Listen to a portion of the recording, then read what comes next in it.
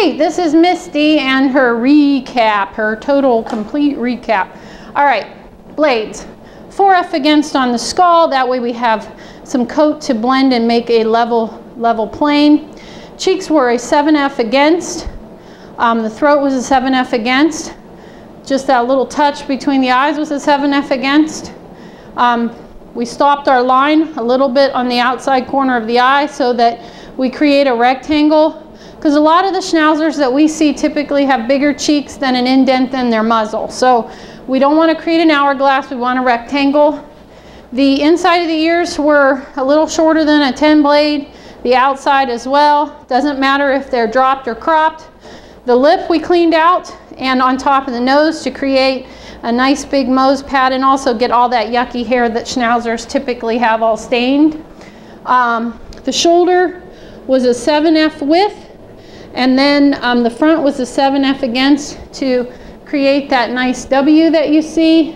But from the profile, you got a nice straight line from the point of shoulders to the toe. Then we did a 4F backwards in width. Back end was done with the 7F against. Then we used a 1/2 inch comb attachment backwards to create a kind of natural look, but that was only after we used our universal combs and also some carding tools to remove some dead undercoat so that we wick out some of the oil and things in the common opening. The legs were blended with a 1/2 inch width on the back, 1/2 inch width, outside, inside. The only hair we did not touch with the universal comb was the front, the hawk hair, and the front of the front leg. The feet were scissored round. The beard and eyebrows should match. You never want to leave tons of eyebrow if you don't have a lot of beard coat. So the thought is the skull from the occiput to the eyebrow should be as long as the inside corner of the eye to the length of beard.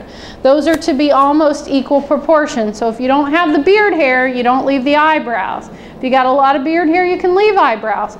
But at the same time, you want to make sure that there's continuity, that everything flows. If you see a Schnauzer and you go, wow, look at that dog's eyebrows and beard, probably a little too much. Don't forget that underline. It is a straight line. You get the tuck up, which is slightly rounded, and then a hard line that comes from that belly button forward towards the elbow. There's not a skirt, it's more of an underline. It's not very long.